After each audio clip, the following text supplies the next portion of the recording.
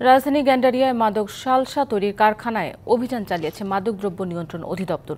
মিষ্টি কুমড়া ও বেল সিদ্ধ করে এর সাথে ক্যাফেইন, গাঁজার গুঁড়ো ও কেমিক্যাল মিশিয়ে তৈরি করা হয় নেশা করার এই বস্তু। পরে আয়ুর্বেদিক ওষুধের মোড়কে বাজারজাত করা হয়। রাজধানী জুসের বারে সালসা বিক্রি হয় বলে তথ্য পেয়েছে সংস্থাটি। রাজধানীর গ্যান্ডারিয়ার কেবি রোডের সরু গলি তিনতলা ভবনটির দ্বিতীয় ও তৃতীয় তলায় একটি আয়ুর্বেদিক ওষুধ কারখানার সন্ধান পায় মাদকদ্রব্য নিয়ন্ত্রণ অধিদপ্তর। তথ্য ছিল মাদক মেশানো হয় এসব ওষুধে। কারখানাটি থেকে কিছু স্যাম্পল সংগ্রহ করে পাঠানো হয় কেন্দ্রীয় রাসায়নিক পরীক্ষাগারে। মেলে অতিমাত্রার ক্যাফেইন ও গাঁজার উপস্থিতি। পরে অভিযান চালানো হয় সেই কারখানাটিতে। প্রথমে সিদ্ধ করা হয় মিষ্টি কুমড়া ও বেল, পরে এর সাথে মেশানো হয় ক্যাফেইন, গাঁজার গুঁড়া ও বিভিন্ন কেমিক্যাল।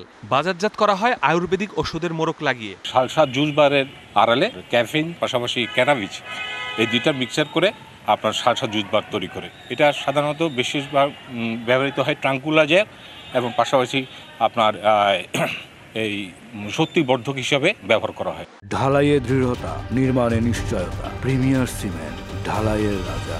নতুন এই মাদকটি সালসা বা পিনিক নামেও পরিচিত। রাজধানীর বিভিন্ন এলাকার জুসের বারে বিক্রি হয় এই মাদক। নিদ্রাদায়ক এবং পাশাপাশি আপনার শক্তিবর্ধক। তো এটা খাওয়ার সাথে সাথে আপনি দ্রুত উদ্দীপনা পাবেন। হ্যাঁ, কিন্তু এখানে যেগুলো ব্যবহার করা হয়, যে সকল কেমিক্যাল ব্যবহার করা হয়, তার স্বাস্থ্যের জন্য ক্ষতিকর। ক্যাফিনটা আমাদের যে মাদকদ্রব্য নিয়ন্ত্রণ অধিদপ্তরের যে লিমিট 0.145 তার চেয়ে অনেক বেশি। এই জন্য এগুলো আমরা জব্দ করি।